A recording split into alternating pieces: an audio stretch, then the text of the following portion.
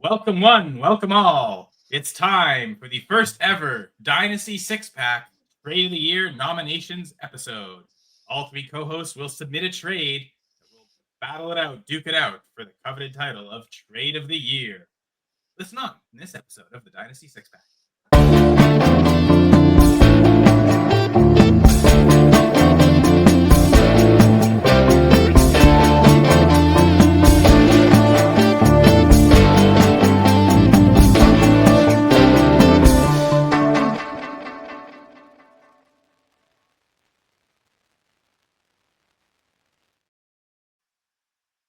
Hello, everyone, and welcome to episode 37 of Dynasty Six Pack. I am one of your hosts, Kyle Senra. Joining me are both my co-hosts. First, we have Rahul Natarajan. Rahul, how are you doing? Kyle, doing well. Good to see you. Good to see Jamie as well. Back Dynasty Six Pack as we head into Week 11. Good time, I think, to start to evaluate some of the deals that we've made. Really, I'm going to be talking about one from June. I'm not exactly sure when your all trades are from, but with the passage of time, with what we've seen these first 11 weeks, there's a lot we can discuss tonight. So I'm very excited for tonight's episode. It's a long year. There's so much to happen, so we're not going to make this episode too much longer. We'll get right to the second intro, which is Jamie Perog. How you doing, Jamie? Doing great. We're going to be talking trades of the year, obviously, and I bet these guys here on screen, Kyle and Rahul, you guys would love to trade me for another co-host, right, this year, but you got to suffer through me the rest of the year. Maybe go looking through the waiver wire, but for now, you got to keep me on your bench. Dude, I thought I had a long-term extension planned here for Jamie. I mean, you could look at me as like a Roshan Johnson in my leagues and just like keep me on your roster just because you love me so much. But I'm not doing much. I consider you to be a much better fantasy football analyst and co-host than Roshan Johnson is a fantasy asset. That's for sure. Oh, well, thank you very much. Much love. That was a bit of a backhanded compliment. But it's not necessarily like it's not a high bar to like it should be obvious, right? Because if you were as bad a co-host as Roshan was, I mean he wouldn't have asked you to join us. So no, glad to hear. Glad everyone else is joining us on the whether it's on the Fantasy Six Pack YouTube channel or just listening to audio form. We do encourage you to subscribe wherever you consume the podcast. I really appreciate that.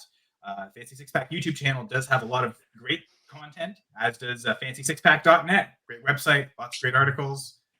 Fantasy Six Pack Discord as well. There's so much great content, great interactions that people can have access to for free. But there's also another level. The F6P All Access membership gets you access to stuff that not everyone gets. Extra cheat sheets and weekly betting, DFS content, extra exclusive rankings. There's channels in the Discord you get access to. So it's all access membership. It is a price. There's a premium price at it, but reduction if you use the promo code F6P Pods, you get a 15% discount. So that's F6P PODS. So again, that's a 15% discount for that F6P All Access membership, which is great for the website, the Discord, and so much more. So appreciate everyone who subscribes to us in any medium, any format, like you said. And check us out on YouTube. There's lots of great shows as well. And we're just happy to be part of all the great Fantasy Six Pack content. We're a Dynasty show, so Dynasty trades. I mean, we talk about Dynasty trades all the time. So this is nothing new for us. But what we're going to do here, so we're going to explain what the Dynasty Trade of the Year award is going to be. So Dynasty Six Pack putting on an award for the best trade of the year. Each of us have submitted a trade that we think is huge magnitude, whether it's number of players, the quality of players, like big names, maybe both in some instances. So each of us are going to submit a trade, and that'll be the host submissions. But there will be user submissions as well. So if you're on YouTube, leave a comment under the video with your nomination for Trade of the Year. And in future episodes, so we'll give this time a bit of time to breathe. But at some point in the future, before the end of the season, we'll have a recap. We'll select our favorites, put them on the show, and we'll have a user-submitted trade nomination episode. So if you want to get your trade submitted again, comment in the comments under this YouTube video, and for sure let us know all the players involved, scoring settings, other details, and we'll pick our 3-4 favorites, however many we decide to choose, and we'll feature those in a future episode. And all these trades combined will face off for the coveted title of Trade of the Year. And that begins now. So let's start with our first trade. Jamie, you submitted a trade here, so why don't you let everyone know what your nomination for Dynasty Six Pack Trade of the Year is? My submission for Trade of the Year is Jayden Daniels and a mid-2026 third for Tua, a late 2026 first, and a late 2026 second. Now, this is a 10-team, Superflex, PPR, 0.75 tight end premium, start 11. So that's quarterback trades in Superflex. That always does drive so much activity, people needing quarterbacks and not. So is there any extra context you want to add to the trade? Yes, I'm a commissioner of this league, and when this trade went through, I instantly thought collusion. But when I looked into it, I couldn't prove collusion. I had the one side explain why they gave up Jayden Daniels for that cheap, and I still couldn't get a straight explanation from her. So I just chalked it up as, I guess, stupidity or not knowing how to value players correctly. So I kept the trade. Half the league wanted it reversed. The other half ignored it. But the person that got Jayden Daniels obviously was trying to fight me on it. And I was like, I'm not trying to fight it. I just want to know your thought process behind this trade. From the other person. Their thought process is easy. Oh, I can get Jayden Daniels? Yeah, well, yeah. Easily do that, right? So that the other motivation person is easy to understand. But yeah, no, for sure. Like, yeah, like, I mean, you probably want to get context. Like, who actually sent this offer out? Was it the Jayden Daniels manager sent it out, or like you as someone who wanted to buy Daniels, you sent out? I guess Jamie is viewing as a lowball offer, and the other person just accepted. Yeah, that's what it was. I suppose that's probably easiest to stomach, right? Okay, that's just someone who maybe they just don't value Jayden Daniels clear the way we do. I don't know how many people value him the way I do. Even if you value Jayden Daniels out, like right around that QB 12, QB 13 area, I still think this trade might be a little bit lopsided, but it would still be more fair if Jayden Daniels was around that QB 12. But everyone, me, you, the whole community still values him in that QB 3 for Dynasty range. Yeah, and I think, give up a quarterback like Tua, but also a first and a second. Like I'd easily do that to go get Jayden Daniels in any of the super flex leagues I'm in, that's for sure. And then, hey, I get a third thrown in. Cool, that's even better. Like that doesn't even need to, the third could be on the other side, and I still want Jayden Daniels. So, yeah, and then like the thought process that was explained to me was, well, she was fighting for a playoff spot. She needed another quarterback. So yeah, I understand that. So, but the was fact actually is, I was going to ask this. So this trade just happened like with the Jayden Daniels injury. Yes, before this week. Yes. Okay, so this was just this is a very recent trade. So yes, not even 5 days ago, I believe. I was wondering when I saw this. Like I figured, okay, this probably has to be after a Jayden Daniels injury. He's already left 3 games injured this year, so it's and after any of those absences where he wasn't playing and you needed a quarterback desperately. I can understand that motivation of man. Well, the fact is, like I played this owner this week, and she didn't even play Jayden Dan, or she didn't even play Tua. She played Davis Mills over Tua, which worked out for her in that aspect. But why would you trade for Tua, giving up that much and not even play him? Luckily, I still beat her by 9 points, so I kicked her out of the playoffs as of right now. When the trade was made, she probably didn't know that Davis Mills was going to be starting. Like she didn't know that she had that as a starter. She might not even had Davis Mills on the roster. But even if you did, you would still start Tua over Davis Mills. Any smart manager would have done that. Yeah, it worked out the other way. But anyway, she still lost. It doesn't matter. I'm chalking it up as, next time, just be a little smarter. Maybe ask some questions. My DMs are always open.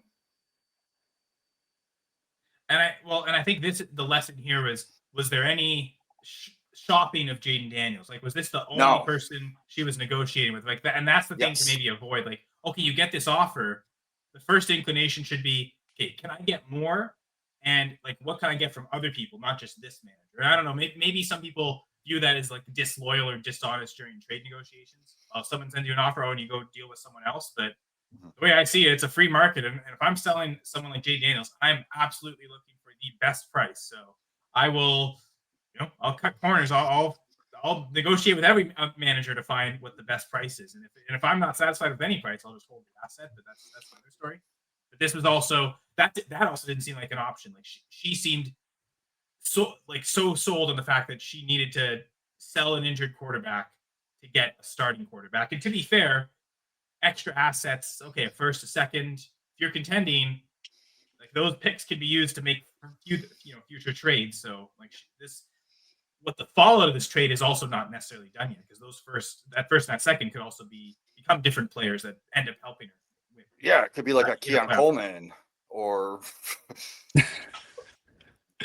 someone like that. You never know. Well, I mean, if Jayden Daniels had this cheap at in theory, okay, if a rebuilding team does a rebuilding team sell McCaffrey super cheap, right? Like there's other ways that you get someone better than Keon Coleman. Now, if it ends up just being Keon Coleman, yeah, forget it. But no, Rahul, I guess you haven't said much on the trade. Sorry, go ahead if you want to add any. Yeah.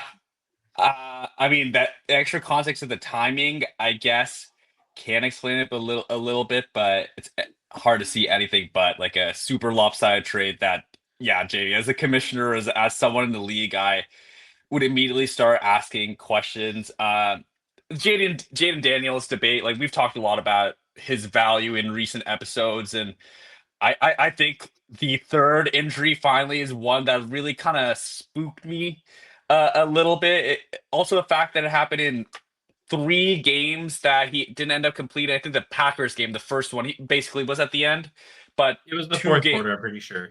Yeah. Yeah. I think it was maybe even the last series of the game, but then 2 games that he didn't end, and there's a lot of talk of Jayden Daniels coming out that a legitimate flaw or mark on his profile was his propensity to take hits. I would think some of the injuries, especially like the elbow one, freak accident. I wouldn't really say it's because he, doesn't know how to protect himself, but it's something that does make me a little shakier in his dynasty value. Let aside, like, yeah, you might not be able to play him the rest of the season, which dings his value, but the overall outlook, I am a little shakier on Jayden Daniels because these injuries just kind of bring back something that we talked about in the pre-draft process. But that being said, I think, again, JB, your comparison of QB 12, as like a mark of like maybe where this trade could be like fair. I'm certainly not dropping Daniels like further than like the QB 3, 4, like that tier. Not all the way to QB 12. QB 12, let's put like Jordan Love's name in there, like Jordan Love in a third for Tua, a 1 and a 2. Maybe that's around the mark. Probably still give me the Jordan Love side. So yeah, like I don't know. I might that might be enough to actually take the first, the second, but yeah, but that's fair. That's where it's fair. And I think for me, and I think for the rest of us, Jayden Daniels is still far above that value, even if you consider might not play this year and maybe a little more injury prone than we would like a premium asset. I still give me Jayden Daniels there. Yeah, and even someone in the chat even mentioned like a trade like this can actually ruin a league for the long run. And I agree. Because I've seen worse trades than this kind of ruin leagues. But if that's what they want, let it happen, because I won last year. So I got my money. I won. I'm going to win this year. So if they want it to fold, let it fold. I got free money. All right, then. I kind of find it hilarious that Jamie's first, trade nomination. This might have been collusion, or I thought it was collusion. It's the opening line, right? And I'm not a big wrestling fan, but I guess the idea of the heel, right? Like the controversial figure draws notoriety and can draw votes. Jamie is totally leaning into the controversial trade of the year. Like this is a whoa kind of trade that makes you think, I don't know about this. And that'll get the discussion going. That's where Jamie's banking on for this award. I mean, trade of the year. This has to be trade of the year for the Daniels side. There's no trade that I've seen that could be better than this trade. Okay, so the person getting Daniels in the third, it's like this is the most you could ever acquire for as little as possible. Right? Exactly. In terms of a net gain for one side, that's how you define trade of the year. And to be fair, it's a subjective thing, and I guess that's back to the whole encouraging listeners to viewers to leave comments in the YouTube channel under this video. What you view as trade of the year could be totally different as what we view, like in terms of criteria. So like Jamie's kind of right there, some game theory of why. What makes this trade of the year? So Jamie's whole idea is this is the overwhelming asset of Jayden Daniels, and getting that for as little as this is about as cheap as you could ever buy Jayden Daniels, essentially. Yeah, I mean, to me, this is a 50% off bargain deal. You would need to double that other side just to make it even. Now, like Rahul, you were saying, like, okay, that and actually, Jamie, I guess you referenced this too. Like this would make sense if you value Daniels as QB12. I would say I dropped Burrow when he suffered that injury, but that was week 3, and it looked like the rest of the season. So, man, you're losing out on 15 games of him. Whereas at least with Daniels, I haven't dropped him that much. Because the impact of he's already given you more weeks. Every time he's out there, even the games he leaves injured, he's still getting you like 15, 16, 17 points. So Daniels' floor this year has been incredible, but maybe the highest floor of any player. Every quarterback has had at least one bad dud game. And in spite of the 3 injuries, he hasn't, which is, I guess that's part of the miracle too of Daniels, that even in these games where he's leaving early, he's so productive that it makes it so that you're still getting great fantasy output from him. So anything else to say about Jayden Daniels? Just when he comes back, he's definitely going to be a top starter. You can't sit Jayden Daniels when he plays. I suppose, Rahul, you referenced it earlier. There's injury risk with him even before he entered the NFL. There was kind of perceived to be an injury risk. To be fair, he suffered really one injury last year, and even that he missed the rest of that game, but didn't miss any other games. So it seemed last year, did he learn something? But regardless, maybe there is still that injury risk with him. So okay, I could maybe understand. Okay, I'm selling Jayden Daniels to get out of that injury risk, to get a safer, more secure, solid quarterback that doesn't miss games. What's this? Tua. Exactly, and that's where the whole thing falls apart, really. He could be a backup next year. Well, that's the whole thing with Tua. It's funny. And let's start talking about Tua Tagovailoa. So Jamie's already put it out there. You already think that his days are numbered in Miami. Do you not just possible? Do you actually think he won't be the starter for the Miami? No, I think he is, but there is a possibility that it's in the back of the mind. He does become a backup further down the line. Maybe next year, the year after, who knows? We've seen it before with quarterbacks like him. Plus that concussion. Has people forgotten about the concussion talks the past 2 years? One more, he's done. I mean, we'll see. Who knows? Obviously, not every concussion will be the same severity either. I think too, the fact that he's already suffered as many as he has makes it like the likelihood that anyone he suffers will be more severe. Like that's definitely a risk, I guess. And that's the thing we're missing. Like we're over exaggerating to his injury, like the worry of the concussions, because he hasn't suffered a concussion this year. I think it 2 years ago he played the entire season and didn't suffer any concussions. Last year was an injury-plagued year. I don't know if it was strictly concussion though. I think there was some other injuries as well, but you look at the last 4 years, half the time he goes through the whole season and doesn't suffer a single concussion. So, but I suppose you'd love it to be more than 50-50, but so far, I guess that's what you get. So is there, no concussions this year? Is there a risk of one next year? I mean, that's the randomness of football. I do think we maybe overstate it, even though that injury risk is there. But to be fair, any player can get hurt on any play. So yeah, I do find Tua sometimes gets too devalued because of that. But I think to your point, Jamie, we're now the quality of play he's putting out isn't quite the same, right? I know Rahul, you know how much you love stats and stuff. I know for Tua, when Tyreek first got there, he was super high in the league in terms of EPA and a lot of the time to throw versus completion percentage versus yards per attempt. It's all kind of very elevated, but it does seem like those numbers have dropped recently. Is that fair to say? Absolutely. I mean, where do you think Tua currently ranks in points per game on the year? I was just working on rankings today, so I want to say it's something like QB 28. It's QB 31. There are, there's like a Brock Purdy with 2 games above, even Davis Mills is in there probably higher. Davis Mills.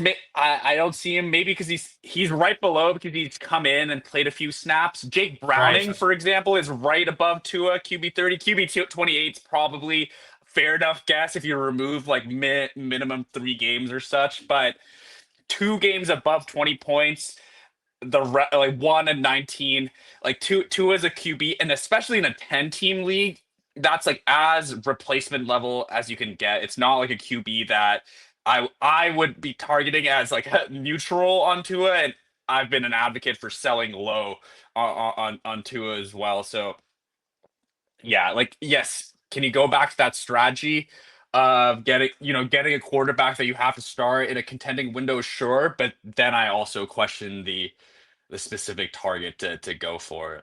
Yeah. Like, why are you trading for the QB 31 in points per game, right? Like, why is that the move that'll suddenly put you over the top? Right. And Tua long term, I could see. I would probably guess that he starts the next year, most likely on the Dolphins. He does have an out in his contract after next season. He is a pretty recent big contract signer, so it's not the easiest for the Dolphins to get around. They could choose to tear up the plan and start anew, but yeah, just this is a this is a tough one to stomach for sure. Yeah, so let's move on. I had enough. I'm starting to get angry. I'm so sorry, Gary. I guess yeah. Okay, yeah, sure. We'll move on to the next trade, and we're going.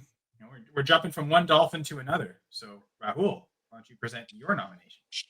Yes, my submission for trade of the year is Kenneth Walker and AJ Brown for Devon Achane and a 2026 first. Now, this first currently sits as the 102 in the league. Now, this is a trade back from June 1st, 2025. So in the middle of the offseason, this is in a 10-team half PPR dynasty, Superflex start 10. And so this is one of those trades that, as I kind of referenced in the preamble, is like one that we have like a couple of months to look back on, because this is one when made, it seemed pretty even. We actually discussed this trade as well on the Dynasty 6-pack, and I think I thought it looked familiar. I yeah. thought, which, hey, call back. I mean, that's your strategy, right? Like we've talked about this trade so much already because there's notoriety, there's repeatability. So I think it makes songs popular, right? If you can repeat the same lines over and over. Yeah. good strategy there. Yeah, this is certainly one trade that I keep referencing because of the trajectories of certainly 3 of the 4 picks. I think Achane is the one whose values probably moved the least. We all had him as like our RB4, RB5 at Dynasty in the preseason, and he's probably right around there, if not RB3, arguably. RB3 I have raised him ahead of Genty and yeah. RB3. So on the other side, though, Kenneth Walker and AJ Brown, 2 players that values have certainly tanked tremendously in the 2025 season. I would struggle to see a trade for Walker and AJ Brown getting you just Achane at this point. I would probably reject that out the bat if I got an offer for my Achane for those 2 players, especially now, especially on the day where all those.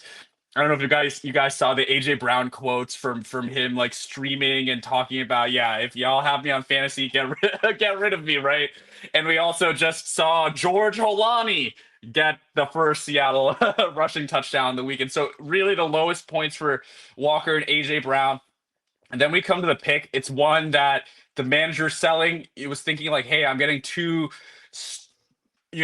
maybe not elite assets, but certainly studs that are going to be weekly starters in Kenneth Walker on the probably RB1 borderline, AJ Brown also on the wide receiver 1 borderline. And it's one that's certainly almost like, you've handed your league mate a bomb, like a Trojan horse in the form of these two players, and their team has kind of tanked. But having that pick, especially now, sit at kind of the 102, just kind of shows, there might be an edge. There is certainly an edge in Dynasty to evaluating your league mates' rosters. Even in that episode, right after I made that trade, I said, like, I think this is going to be a non-playoff first. I'm valuing it as the 106 at the latest, and that's why I'm okay giving up Walker and AJ. Maybe spoil it there. I was on the Achane receival side of this, but that evaluation of where this pick might end up certainly factored into making this trade. And yeah, I couldn't be happier. So where do you want to take this trade, Kyle? Oh, I was actually going to say, Jamie, if there's anything you want to say about the trade, go ahead. Yeah. Okay, so Walker, he was a guy that I kind of had around that maybe 12, 13, 14 running back. Right now, I think I lowered him. He's, I think, outside my top 20 if I want to. Oh, crap. Yeah, we're right around 20. And AJ Brown, he's a guy that I also had in that like wide receiver 15 range. But right now, he's outside my top 24 for Dynasty. Not only because of his age, but because of the production, it has dropped. So I have to put Devonta Smith over AJ Brown going forward, just because of the age and the production. And then Achane, he is right at the same level. I had him at 4. He's still at 4 for me. I do have Genty one spot ahead. And at first, man, I can't believe that's a 102 right now. That is unbelievable. So for me, I wouldn't give you Achane for Walker and AJ Brown. Yeah, that's what I wouldn't give you the 102 for Walker and AJ Brown. Yeah. So this might actually be a better trade. I know you made it months ago. This might be trade of the year. Because you compare to the previous trade, Daniels is clearly the best asset, but then like the second, third, and fourth best assets are all on the other side. Because clearly the first and second are worth more than the third. And much as we hate Tua, I don't think we're going to say Tua is worth more than the third. Right? No one would say that in Superflex. But yeah, in this case, like it might be the two best assets on the one side. So Rahul, you're also taking Jamie's approach of the overwhelming victory on one side or the other. So great job to you. Now for the Achane. So I guess I did want to get into that discussion to points per game. And I was looking at this, like in half PPR, do you guys know where Achane is right now in points per game among running backs? 2? I think he's either 2 or 3. 2 or 3. He's got to be up there. It's Jonathan Taylor, and after this past week, Gibbs and Achane's performances have bumped them ahead of everyone else. So they're 2 and 3, and I think McCaffrey's 4 right now. But yeah, the way Achane is producing, because right now Gibbs and Achane are outscoring Bijan. I think all of us still have Bijan Robinson as the RB1, but and again, is it too short-sighted to just go with who's producing now as the top player, or we're still trying to view longer term? I mean, frankly, Achane, Gibbs, and Bijan, they're all for the same draft class, right? Like they're all in the same year, so there's no real age or injury discount. So I guess that's kind of why I'm viewing Achane ahead of Genty, because right now Genty has yet to prove that he can score the way Achane does. So that's why I've been comfortable, as much as I started the year with this profile in Achane or Genty, what the draft capital the Raiders gave him, he's going to come in as Dynasty RB3, but based on what we've seen so far, the evidence, I'd rather have Achane. I think he's the only team I have Genty. I also have Achane, so it's really tough to know. Like I already have him, so I can't go sell Genty for Achane. But I think if I did in a lot more leagues, I'd be looking to do that, seeing how Achane's performing and thinking, okay, it's just 2 extra years, right? That's only 2 extra NFL years that you're getting. So you're 2 years younger, you're getting 2 years older essentially. But I think I'd sacrifice that age. It's a year and a half, technically, to be exact. I'd be willing to sacrifice that year and a half to get the better producer right now, because I think Achane could truly be a league winner the way he's going right now. So since Hill's been out, it seems like he's just been he's essentially been the number 1 target on the team. It seems like so. I'm all in on Achane, and it doesn't matter how bad the Dolphins' offense is, he's going to produce no matter what. He's fully game. Well, let's not forget, when Tua is out, Achane doesn't do as well. So Mm. is Achane Tua? Like you have to rely on Tua for Achane's production. You're right. He's game script proof, but he's not quarterback proof. That's fair. Mhm. Yeah. Fair distinction. I guess the problem with Genty is the Raiders have had such a bad history of actually getting good quarterbacks that I'm skeptical that they'll get a good. Heck, maybe Tua goes to the Raiders. Who knows? Maybe eventually that's where he ends up after the Dolphins kick him out. But yeah, I don't know. Achane seems like the real deal, and I'm starting to think we should consider him in the top tier with Bijan and Gibbs at the very least. And that's kind of the plan I'm making right now on Achane. So all the more reason why this is a great victory for you, Rob. Yeah, I think that's a very interesting conversation. I don't know if I had thought about in that top tier. If you take it from Bijan point of view, which we all still have Bijan as the RB1, it's almost easier to believe that Bijan is, free from all these outside factors of quarterback and scheme and whatever, because he's got the build right to tote the rock like 20 plus times, which you probably wouldn't say of Achane and Gibbs, sub 200 pounds. Gibbs certainly has been in the split backfield. Achane at times has had the goal line carries taken away from him by bigger backs, and to be fair, Bijan has had goal line carries taken away from him too. That's the interesting thing that maybe we do need to change our thing. Not saying we need to bring Bijan below the other guys, but the game, the NFL, the game keeps changing year on year, and the players that do this stuff are not the same players that did it in the same way that they did it even 5 years ago, and certainly not 10 years ago. And yeah, great point. Like Achane really stunk up the bed when Tua was not there. I think it was a combination of what Skylar Thompson and maybe Mike White, and there was like a random Tyler Huntley stint, and Achane was bad with all those quarterbacks, right?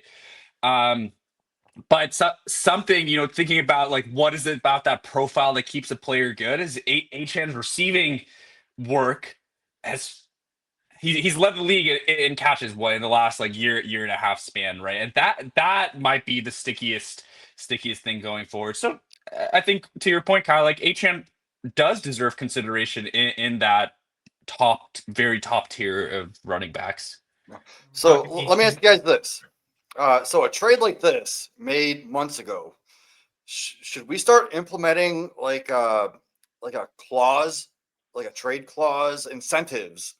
Like, let's say you made this trade, Achane in a first for Walker and AJ Brown. If Walker doesn't finish as a top 12 and Brown doesn't finish top 15, then the Achane and the first side needs to give up their second. Conditional trades. Conditional. That's it. Yes. Yeah. Just like in the real NFL. I was going down this path. I was like, that would be so fun. It would be so fun. Like another example is like, let's say I have 2 seconds and we make a trade and I say, hey, Jamie, I'll give you whichever is the earliest of the 2 seconds at the end of the year in the deal. The problem, besides tracking would be a nightmare. But the problem is I should not be able to use that second in any trade, because once if that moves, then it all unravels, right? But it would be so fun. That would be the thing that'd be safeguard. That's exactly what I was thinking in Jamie's example. Oh, maybe the Achane manager doesn't have that extra second, or it's in 2028. Well, so yeah, I think be very careful with that stuff. Like that's I mean, it would add can of worms. It would add another layer, and like, yeah, I understand the problems with it, but I just think it would be so fun. I would not want to be the one commissioning that. So I would say in my leagues that's a no. Don't be doing stuff like that. So in Moneyballers RSO league, my oldest league, we've had to kind of curtail things like that of, oh, I'll give you this because again, the salary and the contracts, I'll give you this player as a rental for this year, and then as soon as the year is done, I'll trade it back. Yeah. Like that's happened before, and we've had to kind of put a kibosh on that kind of stuff. So I tend to think, no, that's probably not a good. It sounds fun. I think in practicality, it would be a nightmare to actually do. So I would advise not doing that. That would be my personal. hey, if someone, you said tracking would be a nightmare. If someone was detailed enough, like if the commissioner was really good at tracking stuff like that would be fine. Like they had a spreadsheet every time it happened, it was tracked, easy for everyone to see. But it's the remembering, making sure no one trades any of those picks without knowing. I think that's the complicated part, right? Because someone might see an offer, someone might just receive an offer, they accept it without thinking, oh, I can't trade that pick, right? So I think that it's more the safeguard to make sure that you don't trade away those picks accidentally. But so just forecasting for the future, I think an interesting player right now in terms of what their contract situation like is really this entire running back class. I mean, Breece Hall has had this running back class, actually, the 2022 running back class. Correct. Breece Hall had all the talk of, okay, the trade. And now there's rumors, are the Jets actually, they didn't trade him because they're going to franchise tag him? Or do they, like, the other theory is they didn't trade him because they'll probably get a better comp pick just by letting him go. Right? If the Chiefs were only willing to offer a fourth, they might think, oh, Breece is going to get such a big contract next year, we'll get a third for it. So if you weren't going to give us a third, we'll just hold on to him. Like, that could be a thing, but it could also mean franchise tag. Who knows? So much talk there. Rashad White, also with Bucky Irving there now. Like, what do the Bucks do? No extension there. Really, if you look at that entire class, I think James Cook's got his extension. I don't know that anyone else has, though. So there's Kyron Williams. Oh, right. Those yes, are the Kyron. other two. Yeah. Sorry about Blake Corum, Jimmy. But those two got extensions and they're off the market. But there's a bunch of guys that'll be available. So Ken Walker is one of those players, and now with Zach Charbonnet there, 2 years ago, 3 years ago, whatever it was, when Charbonnet was drafted, this was those of us, me especially, who had Ken Walker as the RB1 in Dynasty at that moment. The moment he was drafted, I remember live stream with Going for Two for that second round of that draft, and you could see the moment on screen. My heart broke. I felt like Ralph Wiggum on that reality show. At least I loved her. I was telling Ken Walker how much I loved him as the Dynasty RB1, and Zach Charbonnet, and you could just see him, the entire heart just explode and deteriorate into everything. It's never been the same. It's all of that's been leading up to this moment of, okay, what are the Seahawks going to do with Ken Walker? Is he now going to just be a year-to-year running back, and he's going to lose all like long-term viability? Really, entering this year, the fact that those other guys got extensions and he didn't, maybe that was the sign that Ken Walker is no longer, even though he's in the last year of his rookie contract, he's no longer on the rookie contract. Like, he's now a 1 year rental player. Like, for the rest of his career, all we consider Walker is what is he doing for us on a year-to-year basis, and there's no long-term value anymore. Now, if he signs a big free agent contract and there's a lot of future year guarantees, that changes it. If he goes into a right situation where there's no Charbonnet, they don't draft the Charbonnet, and he gets all the carries, that'd be amazing. I'm finding it really skeptical to have any, like, the descent is happening, and it's tough, I think, for Walker to recoup any of the value he has. Certainly not the Dynasty RB1 value, but even some of the value we might have thought of him, like Jamie, you said, RB12, RB13 at the start of the year. I don't think he's ever going to hit that again in terms of Dynasty value. No, I think on a broader sense with Ken Walker and AJ Brown as well, in most outcomes that I see playing out over the next 1 to 3 years, and this is obviously a crazy game that we play that's based on a real life game that happens, but in most it's also outcomes, pretty crazy, to be fair. It's an oblong shaped ball that just bounces in weird ways. It's so much weird stuff. We just saw the Dolphins crush the Bills. So yeah, football's weird, man. Football is weird, but really, touchdown vultures everywhere. You never know who's going to steal the touchdowns. Even the commentator was saying, "Oh, touchdown, Zach Charbonnet." I was like, that guy had too much wiggle, and it was like, it's George Halani.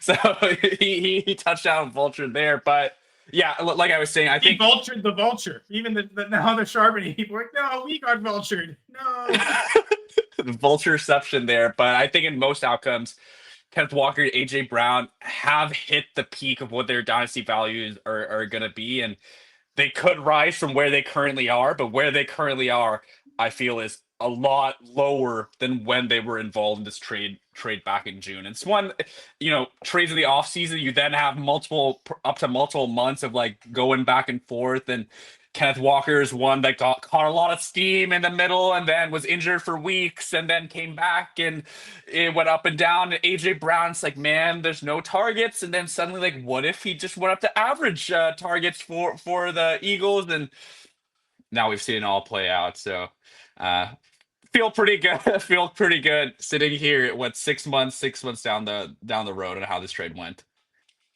And I mean, I like to the AJ Brown point. Jamie, you said it earlier. Like at this point now, like we've lowered Brown so much to where he's going to be lower than Devontae Smith in terms of dynasty. Yeah. So. Like someone offered me a trade today. I saw AJ Brown's name in it. I just declined it. Then I looked at it after I declined it. I'm like, they want my two first for AJ Brown and someone else that wasn't even worth a first. I'm like, I mean, no way. I sold AJ Brown for a single first and Cortland Sutton earlier this year, and I thought, man, I'm robbing it. Like this is amazing. Like how Cortland Sutton and Brown seem pretty close to me. So like to get an extra first, I have to send the third back.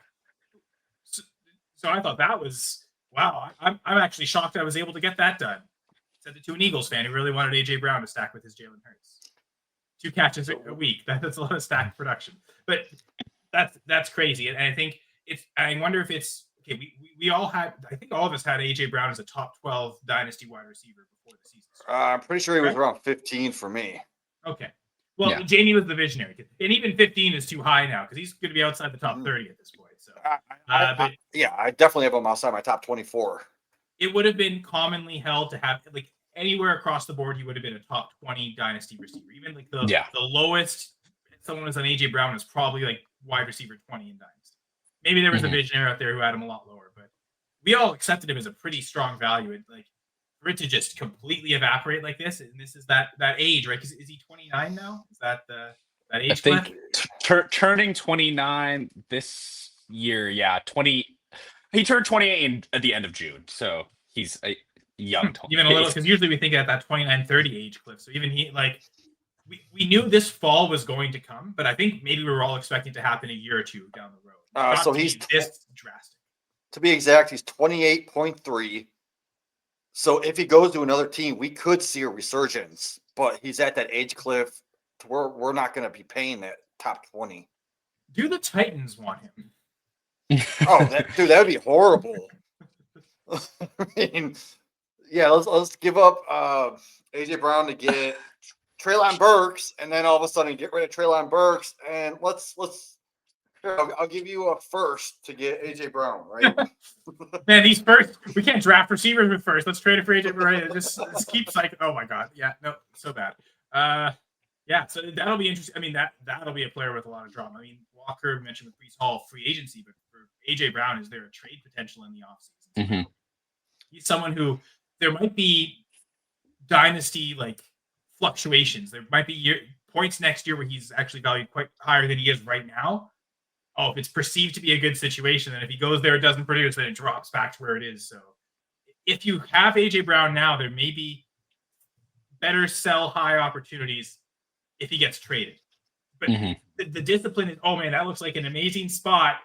Don't like sell at that point. Sell when people value that, because if you think, oh, it's actually a really good spot where I'm going to actually hold him, the second he doesn't produce there, though, that's when it really all falls apart. It's beautiful until it messes up, right? Like, it was the Trey Lance thing, right? Like Trey Lance held his dynasty value after his rookie season because he didn't start. Like all the other rookies, Mac Jones and Davis Mills looked better than Lawrence and Fields and Zach Wilson. So like they all lost value because they looked so bad. And we reviewed, oh man, how is Davis Mills like the best rookie fantasy QB that year? Lance didn't lose value because he didn't play that year. So no one realized how bad he was. So we thought, okay, he's not bad. And that'll be the same thing if AJ Brown goes to a new team. Sell him there when people think that situation's amazing. They don't see the warts of how bad it could be. Yeah. So speaking of great job, Browns, yeah, thank you guys. That was an awesome trade, Rahul. I love it. But speaking of Browns, we have some more Browns in this next trade. And I hope you gained well from this one, Kyle. So why don't you tell us your trade of the year? Such a great pun, Jamie. I love it. I truly awesome. This is truly one of my favorite episodes, guys. It's so much fun. My nomination for Dynasty 6-pack trade of the year is Jahmyr Gibbs, Tyler Algier, Kenneth Gainwell, Elijah Moore, and a 2026 4th-round pick for Bucky Irving, Chase Brown, DJ Giddens, a 2026 first, 2026 second, 2027 first, and 2027 second round picks. It is a reality sports online league, so there are salaries and contracts associated with these players. But the base settings are it's a 10-team league, 12 starters, super flex, half PPR, and tight ends get 1 point per reception. Would you like me to add the contract context for these players as well, guys? That's a little confusing to me. Maybe we can get into those as we talk individually about these players. Yeah. Sure. Base trade here. So, all to say, there's I think 11 assets in this trade. 5 of them are picks, to be fair. Actually, 12 assets in this trade. 5 picks, 7 players involved. So, a lot to dissect here, guys. On the one side, we have 4 players: Gibbs, Algier, Gainwell, Moore. So 3 running backs, a receiver, and 1 pick. On the other side, 4 of the picks, including 2 sets of first and seconds, and 3 running backs: Bucky Irving, Chase Brown, DJ Gibbs. So, any other context you want me to add to these? When was this made? Oh, right. Yes. This was made the week after Bucky Irving got hurt. Okay. That was the one thing that held up this trade was Gibbs' manager wanting that extra player, and Bucky Irving being healthy. It was never a consideration. And then as soon as he's hurt and this looks like it could be a while, that opened this up and trade got done. And that was also during the time where Chase Brown was trash, right? Mm-hmm. This was, yes, I think it was that exact moment where Bucky got hurt and Joe Flacco hadn't been traded to the Bengals yet. So it looked like it would be Jake Browning for the rest of the year. So yes, that all right. Definitely adds the context there. Yeah. I think to start breaking this down, maybe making it smaller chunks. On the Gibbs side, the other players, Algier, Gainwell, Moore, and even the 2026 fourth. At most, for me, that's one of the seconds and DJ Giddens. I know the contracts might make this a little bit different, but at most, I'd give a second for Algier, and I'd probably need something back, and that's where I'm filling these other very much fringe players and assets in. So to make it simpler, at least in my head, I'm taking out just a second and DJ Giddens. So it's still Bucky Irving, Chase Brown, 2 firsts, and 1 more second, for Jahmyr Gibbs is kind of how I'm simplifying this down for myself. At that point, you have to consider the context of not just the injury to Irving, but great point. Chase Brown really looked like a dead in the water asset, an unstartable running back at the peak of Jake Browning ball, if you will. Now, a couple of weeks later, we sit Chase Brown, the PPR scam, is truly well and alive. Joe Burrow's even made an appearance. Bucky Irving has made an appearance in practice. And now you're sitting with potentially one top 12 back and another top 15 back, call it Chase Brown. For Jahmyr Gibbs, RB2 in points per game, an absolute difference maker. Very few players are like Jahmyr Gibbs, but I really love the package. Then when you also layer in a couple of firsts, and I know, Kyle, that's probably where you'll also want to give a little context of the contract value, especially on the first round picks, which are, I think, significantly higher in value in an RSO league. Yeah, so for me, I look at it the same way Rahul is. You break down Algier, Gainwell, Moore in the fourth. That's probably one of the seconds with Giddens, right? Mm-hmm. But then when you break it down, Jahmyr Gibbs, it sucks getting rid of Jahmyr Gibbs. But if you're getting Bucky, Chase Brown, and 2 first for Jahmyr Gibbs, that right there is worth it alone. And you're getting another second on top of that for free. So I love this. And I would love, Kyle, would you break down the contracts for this to kind of give a little more context?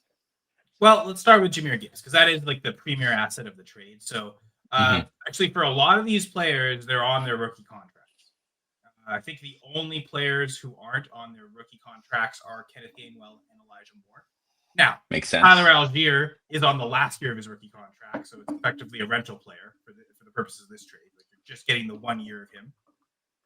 Kenneth Gainwell was a minimum player, either picked up in the auction or I think actually after after the auction at some point in the season, just for league minimum.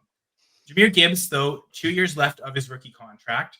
The one thing that separates him, though, is he is a first-round pick, and with the RSO format, that means he's eligible for a fifth-year option. So that's the one thing that Irving and Chase Brown don't have, is when they're done their rookie contracts, you're either franchise tagging them or they're going to the auction, or you're giving them those massive extensions right away after year 3. Whereas with Gibbs, you get that extra year. So you could say, so technically it's a 2-year rookie deal, and the 5th-year option will be a little bit more expensive, but with that option in mind, and seemingly he's a no-brainer guy to pick up a 5th-year option for, it's effectively a 3-year contract from that perspective before you have to do an extension or a tag or let him walk to free agency.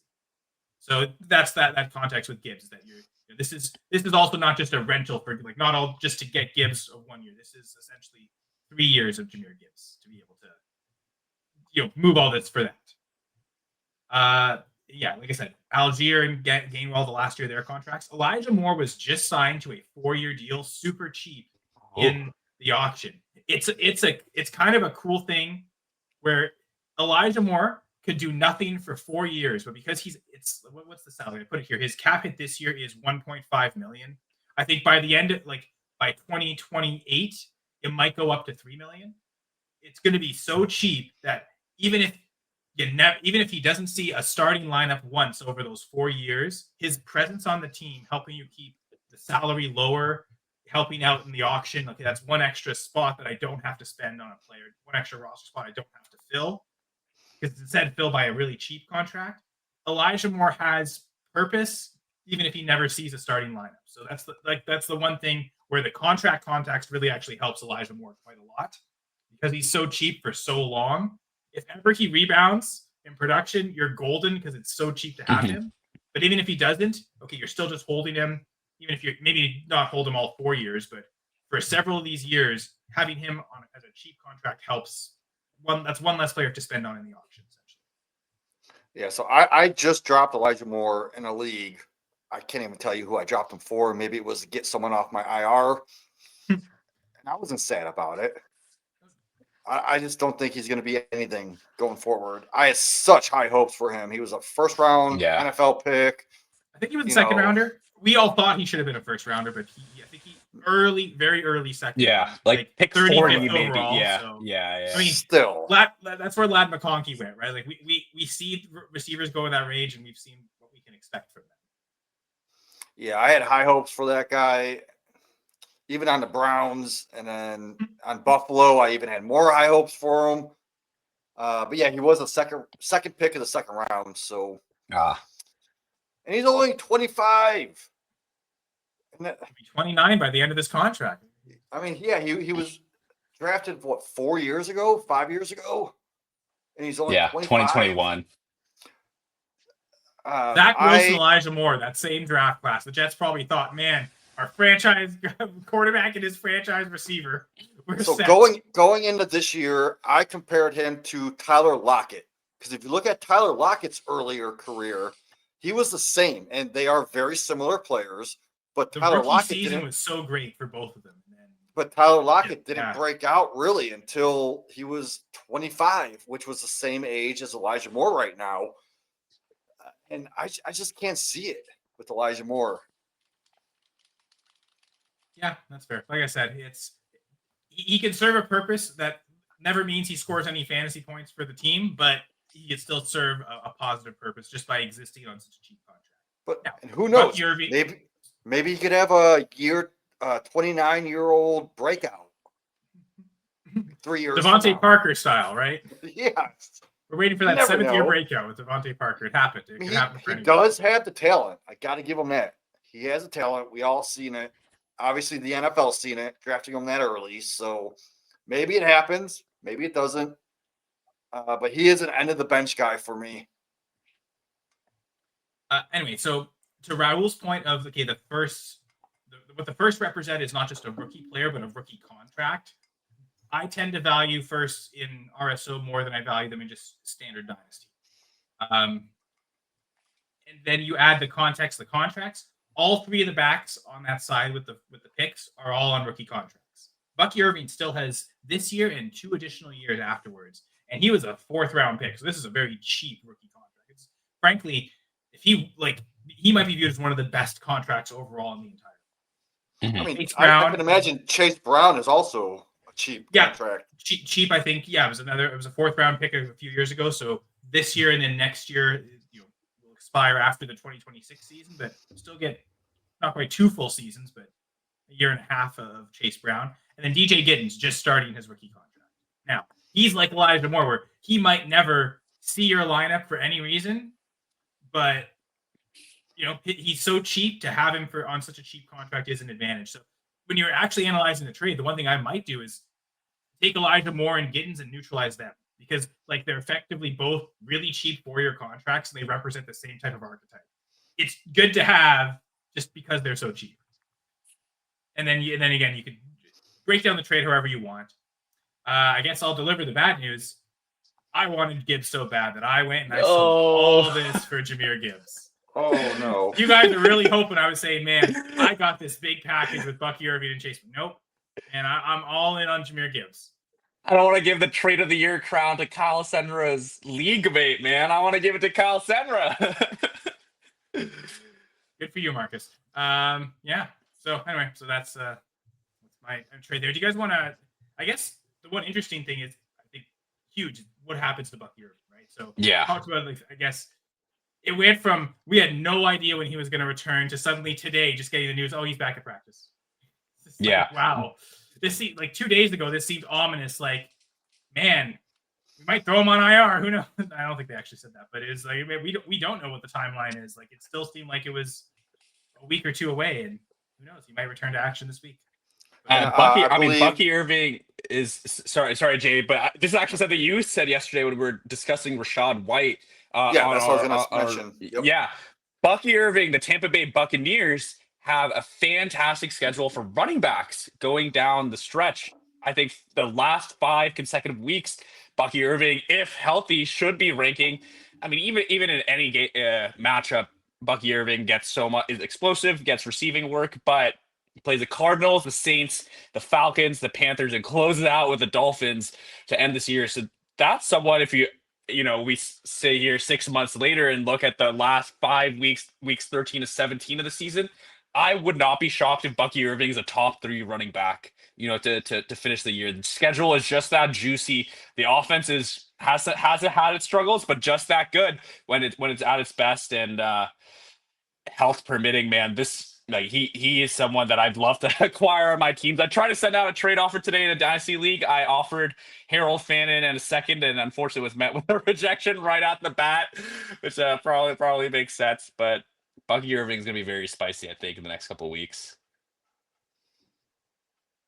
Yep, might make me regret this trade. But yeah, it was sad to see him go. But again, back to the context, I wasn't even considering this when he was healthy. But then he got hurt, and the thinking was, okay, with Chase Brown at that point, with Jake Browning almost being a non-starter anyway, felt like I'm giving up all this just to add a player to my starting lineup, because at this point, I'm not starting Bucky Irving or Chase Brown. So let me just throw all this away to get that extra starter, and it happens to be Jahmyr Gibbs, who I could view as the best running back in the league. Certainly, I think right now he's RB2 in half PPR points per game. So I hope he elevates to RB1. It'll be really tough to match Jonathan. Do you expect these picks? I'm assuming a team strong contender. You assume these picks are going to be. I mean, I am in a playoff spot right now, so it'd be nice if it's 105 or later. Obviously, I mean it's just a 10-team league, right? So the latest it'll possibly be is the 10th overall pick, and I guess 20th overall pick for the seconds. So it is they're still good assets regardless of where they are. Mm-hmm. With the way next year's draft shaping up, probably doesn't even matter if it's the 103 or the 110. It'll probably be the same quality asset, but you get him on a rookie contract. So it's a nice gift. No matter that's the thing with RSO. No matter how bad the rookie class is, you still get the advantage of getting them on rookie contracts. I guess in that, and we're opening a can of worms here, but is it possible for the 110 to actually be a more desirable asset than the 105 if you think that's an extremely flat tier? Because it goes down in step intervals, right? Decrease. Yeah. Maybe. I guess if yeah, in theory, someone who had like that flat of a tier with like 5 or 6 assets would. I would say usually no. Earlier in the draft, more trading power. I think it's more than just the pick. Our league there does tend to be a lot of trade activity during rookie drafts. So having the earlier pick does give you more trade leverage if you get first priority on some of these trades. Makes sense. Because like you could follow that logic again back to Bucky Irving might be the best trade best contract in the league. Why have first round picks if you could just have fourth round picks? So they're going to be so much cheaper. But the first rounders get the 5th-year options, whereas no one else does. So that's added incentive to get first round picks. Now, if they're no good, like if they're awful players, you draft bad players. You don't want the 5th-year option. You just want them off your team at that point. So, I guess we're pretty good at not like completely flaming out entirely on most picks. I mean, we've got some bad ones over the years, first rounders, but for the most part, I think we're getting better and better as a dynasty community. And I think us in this league, and this league's been going for 10 years, so started in 2015. So this is our 11th season of. We've definitely all made mistakes in this league. I think we've all mostly learned from them. Maybe not. Maybe I haven't. That's why I made this giant trip. That's all in, baby. You can never be too mad at the end of the day when you acquire Jahmyr Gibbs. And my plan for Gibbs is 5th-year option pickup for sure. Once that 5th-year option's done, I'm probably going to look to extend him right away. And if not, I'm going to franchise tag him and tag extend him. Like I am not letting Gibbs walk to free agency. If I gave up all this for him, he's dying on my roster. Or I'm going to extend him to another contract and sell him for just as much back, or maybe not just as much. I don't know if anyone else is crazy enough in the league to make that trade. I need to clone myself to get that to happen. But yeah, I think that's my plan. If we can clone Kyle, that would be the most amazing thing ever. That'd be a lot of talking. There'd be very little silence ever. But I think, I've said my piece on all this. Again, I suppose with Bucky Irving and Chase Brown, that's maybe how I lose, right? Is losing 2 running back for the sake of 1. Gibbs versus Bucky and Chase Brown. That's maybe the part of the bet that I might come to regret. Is that I'd rather have the 2 running backs than the 1 if depth issues really get struggle over the years. Because with Chase Brown, it's only 2 years left, but the rest of the season with either Joe Flacco or Joe Burrow plus next year, that probably is 2 really great seasons with Chase Brown. But I gotta say, if Chase Brown does fizzle out and Bucky in a couple years does the same, I think giving up those 2 first and 2 seconds just to get Gibbs to win a championship, I like it. So I'm betting against Bucky and Brown, I guess. That's the way it goes. But yeah. So those are our 3 submissions for trade of the year. Like I mentioned, we'll bring these back up later in the season. But in the meantime, we're encouraging people to leave comments in this YouTube video. So leave comments in the chat and let us know what you would like to submit for trade of the year. And it could be like Jamie and Rahul said, like they chose trades where one side, this is the best value possible side you can get. Like this was an overwhelming victory for this side. I was actually viewing this more, this was a 12 asset trade with 2 first-round picks, 3 top 15 dynasty running backs. Like to me, this was just like the magnitude of the trade. I was thinking more overall quantity and quality of pieces for a trade. What a bomb drop when this trade happened. That was my thinking. So with your submission for trade of the year, any viewer or listener who wants to, again, leave a comment on the YouTube channel. And let us know the players involved in the trade, the league context, like number of teams, scoring settings, number of starters. Those 3 things typically will, if it's super flex or not. Those will, really influence those trades. So let us know. Let us know in the comments. Share any trades you want. And later in the season, before the end of the regular season, we'll come back and we'll pick our favorite comments from the show, and we'll do another episode of user submitted trades. And eventually we'll put all these together in a couple polls, and we'll let the viewers and maybe some voting experts decide on who will be trade of the year, which trade will be decreed. So any parting words for the listeners and viewers for this episode, guys? Well, first of all, thank you to you both for another great episode. Thank you for the viewers for sticking with us.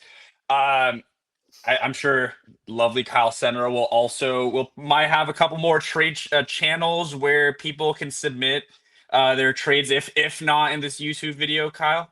I would say, well, back to the Dynasty Six Pack Discord, right? Like that would be a smart place to put them as well. Like tag me on the Discord and say that you're submitting this trade for review, and I'll make sure to save that information. So yeah, the Twitter. if you want to tag me on Twitter as well, you can do that. Facebook, like we're Fantasy Six Pack is all over social media.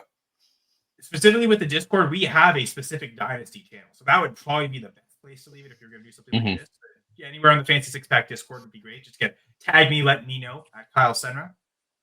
So that way I'll see it and I'll put it in our whatever. If I'll get a Google Doc of all the trades, we'll find a way to save that and eventually decide. So yeah, that's great points. But yeah, Fantasy Six Pack Discord, FantasySixPack.net, Fantasy Six Pack YouTube, all great places. But again, check out the All Access membership to get even more content. And with our promo code F6P Pods, you can get that at a 15% discount. That is F6PPODS. This has been an extremely fun episode tonight. Always a blast with Kyle and Rahul. I'm just hoping they don't trade me for a future co-host, unless someone overpays with a couple first-round picks. But I'm hoping to stick around because I love you guys. Next to Jamie's name, I want to put the lock emoji like you sometimes see on Sleeper, like someone to say this player is locked on my lineup. Jamie is locked in as a co-host of the show. I love doing Dynasty Six Pack with Jamie and Rahul, so thank you. Thanks to both of you. Was this episode of the year? Certainly trade of the year nominations. I think the follow-up episode of this, when we go through everyone's trades, that will certainly be the episode of the year, and I can't wait to see what all our listeners have been getting up to this year. Yeah, looking forward to all that. Looking forward to the rest of the Dynasty year, the fantasy football season. Again, with my co-host Jamie Perog, Rahul Natarajan, I'm Kyle Senra, signing out on another episode of Dynasty Six Pack. See you all next week.